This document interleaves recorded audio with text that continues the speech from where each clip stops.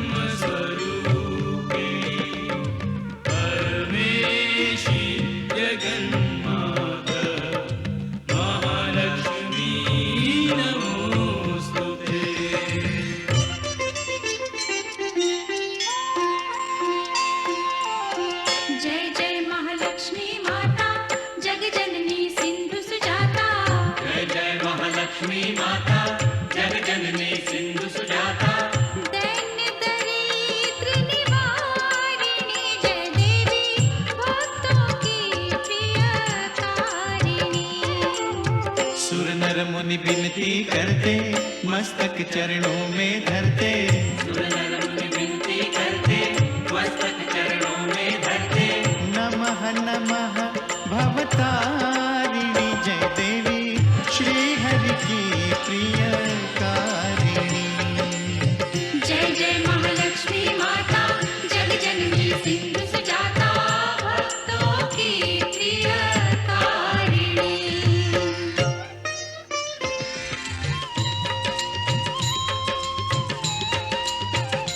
महालक्ष्मी विविध स्वरूपा, महाकाली सरस्वती दुर्गा, वैष्णव देवी कामाक्षा, विंध्यवासिनी योग माया, तुम त्रिपुर सुंदरी माता।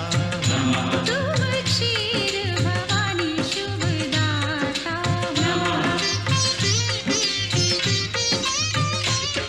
तुम्ही नव दुर्गा, तुम्ही दश विद्या। तुम्ही नव दुर्गा, तुम्ही दश विद्या, तुम्हारी माया न जाए जानी, महालक्ष्मी जगत कल्याणी। तुम्हारी जय हो माता रानी। सुनत शुभ कथा, जाए दुख व्यथा। तुम्हारी कृपा, तुम्हारी दया, मांगे हम पृथ्वी लोक के प्राणी। महालक्ष्मी जगत कल्याणी। तुम्हारी जय हो माता रानी।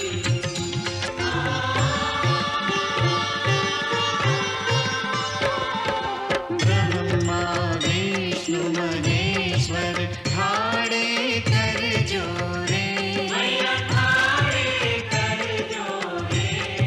शेष सुरेश नारद, गुण गावे तोरे।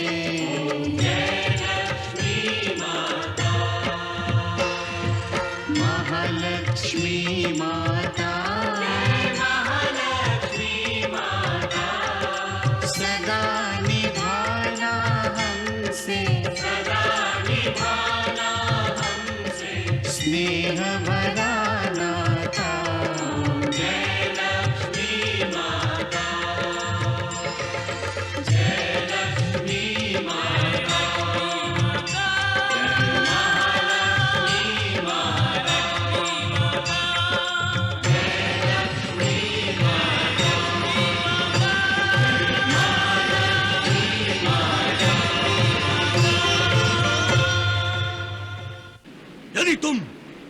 अपनी इच्छा से मेरे साथ नहीं आओगी तो मैं तुम्हें बलपूर्वक असुर लोक ले जाऊंगा। तो ठीक है, बल का प्रयोग करके भी देख लो। इसका अर्थ है कि तुम सहज हमारे साथ असुर लोक नहीं आओगी।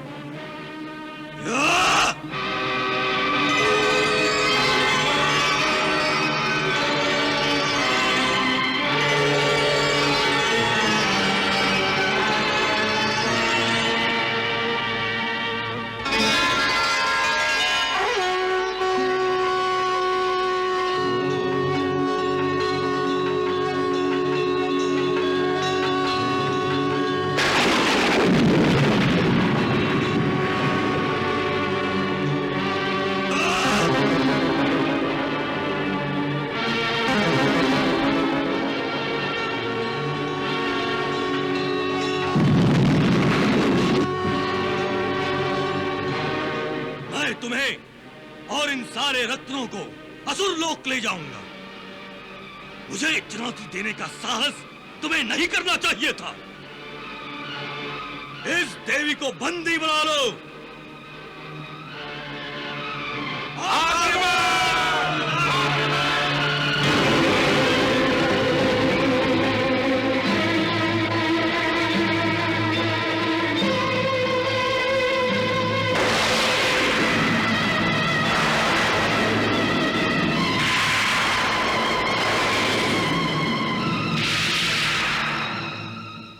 आओ दानवराज, तुम भी मुझे बंदी बना लो। आओ, जिस बल पर तुम मुझे बंदी बनाना चाहते हो, वो बल मैंने ही तुम्हें प्रदान किया है वत्स। जिस शक्ति का तुम्हें घमंड है, वो शक्ति तो मेरी ही देन है, और तुम मेरे सामने ही अपनी शक्ति का उन्मत्त प्रदर्शन कर रहे हो। मैं समस्त सृष्टियों की स्वामिनी हूँ और सृष्टि के कल्याण के लिए समुद्र मंथन से प्रकट हुई हूँ। हे असुरराज बलि, महालक्ष्मी देवी, महालक्ष्मी जगत जननी है। उनके सामने शक्ति का प्रदर्शन करने की मूर्खता ना करो। वो भक्त वत्सल हैं, उनकी शरण में जाओ असुरराज, उनकी शरण में जाओ।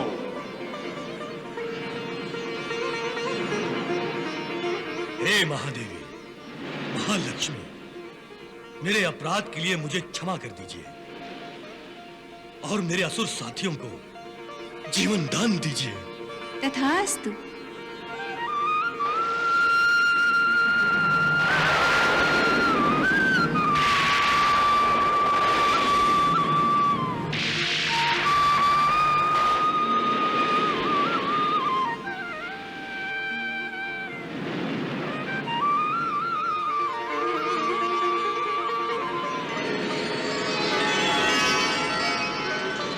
हे लक्ष्मी भगवती माता, अब आप स्वर्ग लोक में पधार कर हमें उपकृत कीजिए। वत्स देवेंद्र, मेरे लिए कोई भी लोक त्याज्य नहीं है। मुझे असुर लोक भी प्रिय है और स्वर्ग लोक भी। परंतु क्या माता? परंतु मैं त्रिगुणातीत हूँ। सत्व, रज, तम, इन 3 गुणों से परे हूँ। इसलिए देव और दैत्यों में जो भी कोई त्रिगुणातीत होगा, मैं उसी का आश्रय लेना चाहूंगी।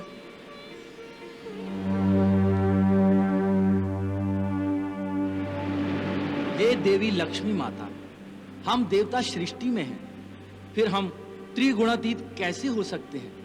हे मातेश्वरी, हम दैत्य भी आपके तमोगुण से उत्पन्न हुए हैं। हम भी त्रिगुणातीत नहीं हैं।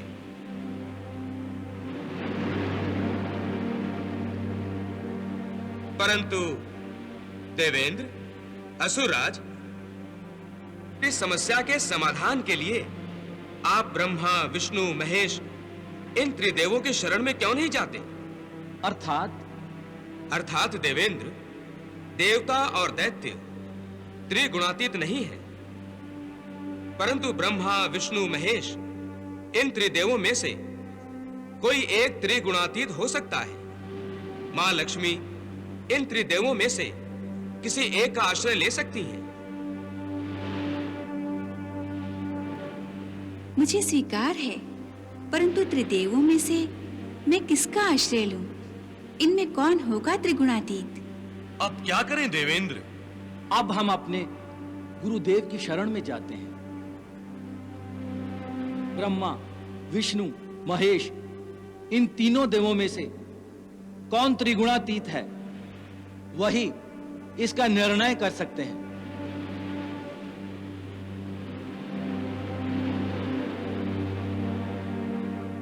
हे गुरुदेव, अब आप ही हमारा मार्गदर्शन कीजिए। अब आप ही निर्णय लीजिए। नारायण नारायण।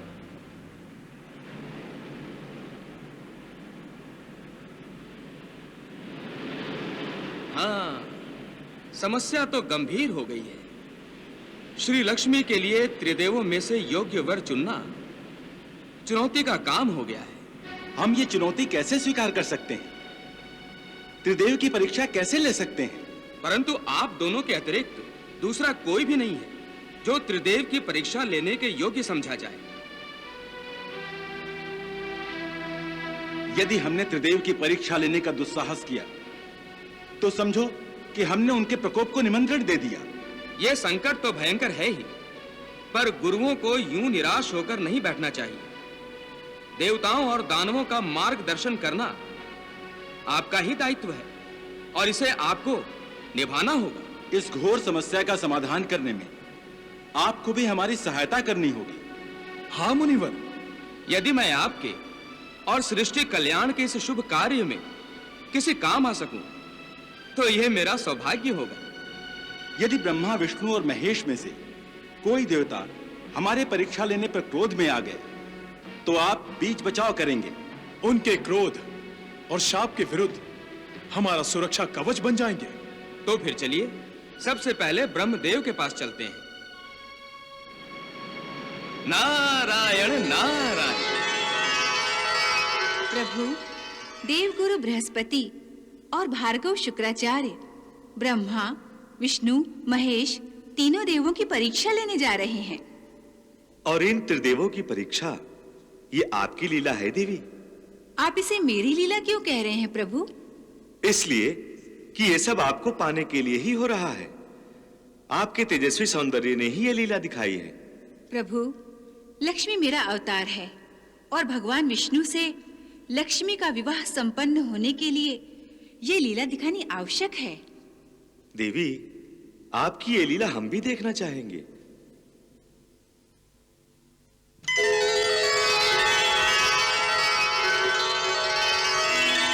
नारायण नारायण।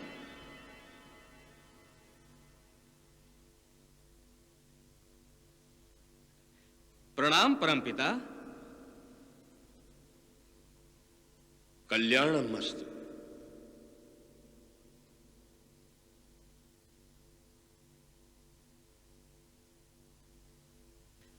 प्रणाम सप्त ऋषियों। शुभम भव। देव ऋषि, ये हम क्या देख रहे हैं? क्या भार्गव देव शुक्राचार्य और देवगुरु बृहस्पति अपनी मान मर्यादा और शिष्टाचार भूल गए हैं कि उन्होंने ब्रह्मदेव की सेवा में उपस्थित होकर उन्हें प्रणाम तक नहीं किया? शिष्टाचार हम भूले नहीं हैं, बल्कि ब्रह्मदेव को शिष्टाचार याद दिलाना चाहते हैं। आप परमपिता ब्रह्मदेव को शिष्टाचार का पाठ पढ़ाना चाहते हैं? किसी को शिष्टाचार का पाठ पढ़ाना कोई पाप नहीं है। और शिष्टाचार का पालन एक ओर से नहीं किया जाता। शिष्टाचार का सिद्धांत और मांग ये है कि जब अतिथि आए तो स्वामी आगे बढ़कर उसका स्वागत करे। हम ब्रह्मदेव से छोटे ही सही, पर हैं तो उनके अतिथि ना। उन्हें हमारा छोटापन याद दिलाकर हमारा अपमान करने का कोई अधिकार नहीं। इस समय आप परमपिता ब्रह्मदेव का अपमान कर रहे हैं। जब वो हमारा अपमान कर रहे हैं तो फिर हमसे सम्मान की आशा क्यों कर रहे हैं? बस बस बस,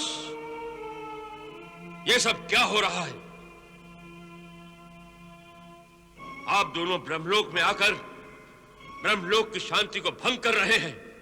क्या कोई अतिथि किसी के घर में घुसकर ऐसा दुर्व्यवहार करता है? ये आपको शोभा नहीं देता गुरुओं। और आप उचित अनुचित कुछ भी करें, आपको शोभा देता है? मैंने क्या अनुचित किया है? आपने सृष्टि रची। हाँ, रची है, तो इसमें क्या बुरा किया है? बुरा यह है कि आपने जो संपदा सृष्टि के कल्याण के लिए है, उसे समुद्र तल में छिपा कर रखा है। जो वस्तु जिसके लिए बनाई गई है वो तो उसका स्वामी हुआ ना, तो फिर स्वामी से उसकी संपत्ति छुपाना तो खुली चोरी है। चोरी है, चोरी है। देव गुरु,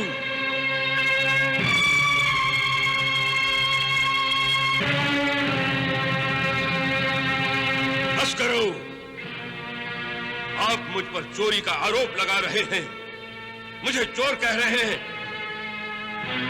अरे मैं तो इस समस्त सृष्टि का स्वामी हूं, राजा हूं, विधाता हूं। इस सृष्टि का हर कण मेरी ही रचना का चमत्कार है। और ये जानते हुए भी, ज्ञानी होते हुए भी, आप और आप भी मुझ पर उस संपदा छुपाने का आरोप लगा रहे हैं, राजा को चोर कह रहे हैं। ये आप दोनों की धृष्टता है, मेरे राजसी अधिपत्य से विद्रोह है। अपने स्वामी से विद्रोह के इस घोर पाप का दंड तुम दोनों को अवश्य मिलेगा।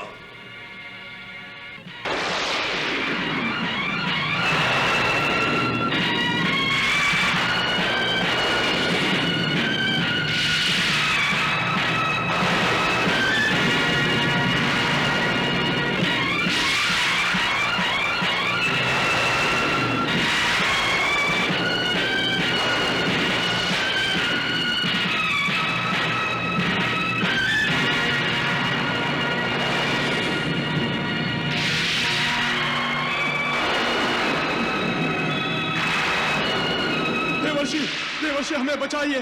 आपने कहा था कि त्रिदेव में से कोई क्रोधित हो गए तो आप बीच बचाव करेंगे, हमारी रक्षा करेंगे। देवर्षि परमपिता को समझाइए, देवर्षि समझाइए। हे परमपिता, ये आपने क्या किया? अनजाने में इन निष्पाप गुरुओं को शाप देकर कोई अनर्थ मत कर बैठिए परमपिता। मुनिवर, आप सब कुछ अपनी आंखों से देखकर और अपने कानों से सुनकर भी इन्हें निष्पाप कह रहे हैं। ये दोनों तो ऐसे शाप के योग्य हैं कि प्रेत आत्मा बनकर युगों युगों तक इस अंतरिक्ष के घोर अंधकार में भटकते रहें। नहीं परमपिता, जो मैंने और आपने देखा और सुना है, ये तो केवल एक नाटक था। नाटक? नाटक? कैसा नाटक? हे परमपिता, समुद्र मंथन द्वारा सागर कन्या लक्ष्मी के आते ही सब उस पर मोहित हो गए।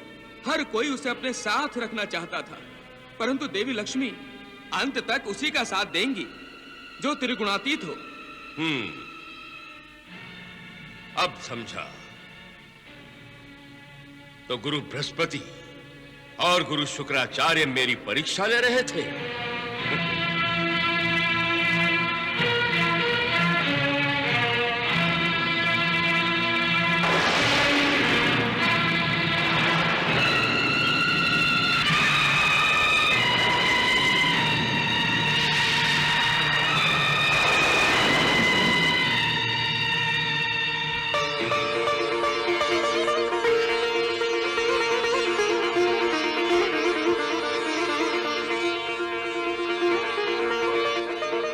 हमें क्षमा कर दीजिए प्रभु। मुझसे पूछ लिया होता तो मैं स्वयं ही बता देता, क्योंकि मैं सृष्टि का स्वामी हूं, विधाता हूं, राजा हूं। इसलिए मेरे राजसी गुण का होना तो स्वाभाविक ही है। अर्थात आप देवी लक्ष्मी का वर नहीं बन सकते? बनना भी नहीं चाहिए। देवी लक्ष्मी तो त्रिगुणातीत के साथ ही रहेंगी। तो आपने हमें हमारे इस नाटकीय दुस्साहस के लिए क्षमा कर दिया ना? हे परमपिता, तो फिर इन्हें आज्ञा दीजिए कि ये दोनों देवी लक्ष्मी के लिए उचित वर की खोज में यहां से आगे बढ़ सकें। और इस शुभ कार्य में हम सफल हों। हे ब्रह्मदेव, इसके लिए हमें आपके आशीर्वाद की आवश्यकता है। तथास्तु।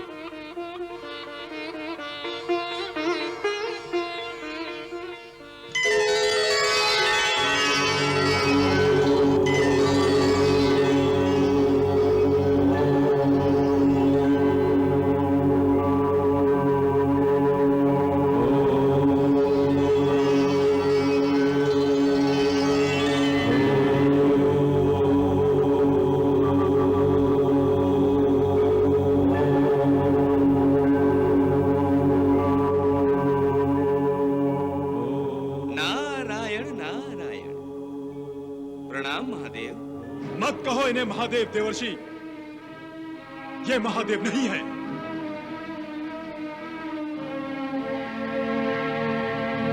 ये देवाधिदेव नहीं है। ये आप क्या कह रहे हैं गुरुदेव? सत्य ही तो कह रहा हूं। अपने आप को महादेव समझने वाला ये शिव शंकर अपनी मर्यादा भूल गया है। आप तो अहंकार में मस्त रहते हैं, सदैव समाधि में लगे रहते हैं। आपको सृष्टि के विकास की कोई चिंता नहीं है। यदि होती तो यहां आंखें बंद करके ध्यानस्थ होकर नहीं बैठते। बृहस्पति! बृहस्पति!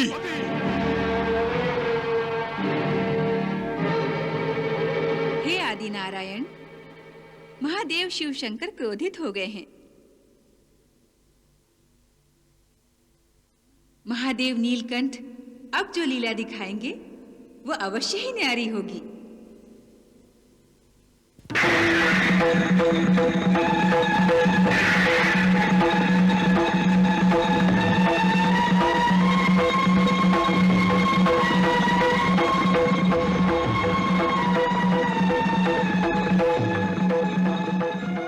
हे देवगुरु बृहस्पति, हे भार्गव शुक्राचार्य, मर्यादा भंग मैंने नहीं, तुम दोनों ने की है।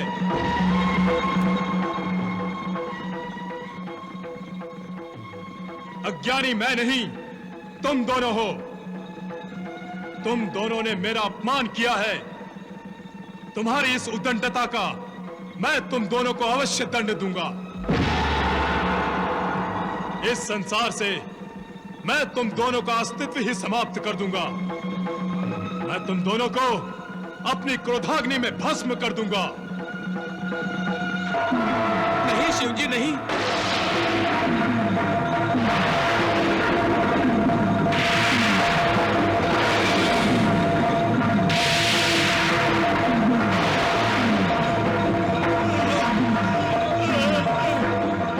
हे त्रिनेत्रधारी, हे नीलकंठ, हे भक्त वत्सल, ये आप क्या कर रहे हैं? देव गुरु बृहस्पति और भार्गव शुक्राचार्य को भस्म कर रहे हैं।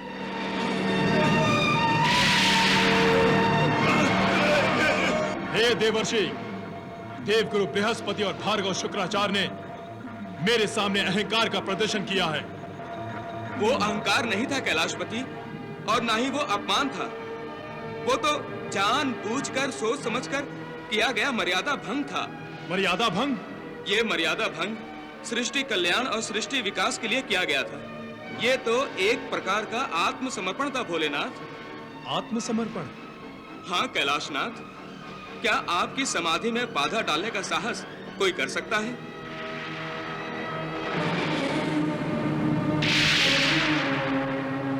परंतु देव गुरु बृहस्पति और भार्गव शुक्राचार्य ने यह साहस किया, यह जानते हुए भी किया कि यदि आप क्रोधित हो गए तो वो आपकी क्रोधाग्नि में भस्म हो जाएंगे। ये जानते हुए भी किया कि वो स्वयं मृत्यु के अधिकारी बन जाएंगे। इसे आप आत्मसमर्पण ही कहेंगे ना भोलेनाथ? हे देवादिदेव, आप त्रिदेवों के त्रिगुणों के रहस्य को जानने के लिए इन्होंने आपकी तपस्या को भंग करने का साहस किया। आप तो अंतर्यामी हैं प्रभु, आप तो लीलाधर हैं, परंतु आपकी इस लीला को देखकर मेरा मन घबरा गया है। हे भोलेनाथ, देव गुरु बृहस्पति और भार्गव शुक्राचार्य जैसे तपस्वी अवध्य हैं। सृष्टि के कल्याण के लिए ऐसे विभूतियों की परम आवश्यकता है। हे भोलेनाथ, मैं आपसे प्रार्थना करता हूँ कि आप अपने क्रोध पर अंकुश लगाएं और इन्हें भस्म ना करें। हे महादेव, देवर्षि ठीक ही कह रहे हैं। मेरी आपसे विनती है, कृपया आप अपने क्रोध को त्यागें और देव गुरु बृहस्पति और गुरु शुक्राचार्य को भस्म न करें।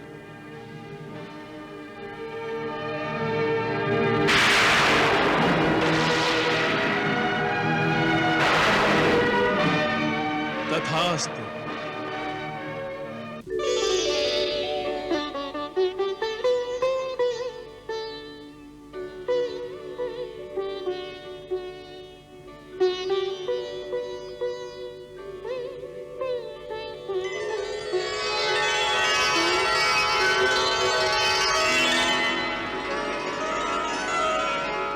जय महालक्ष्मी, जय महामाया, जय सिंधु सुता, जय विष्णु प्रिया, हम पे रख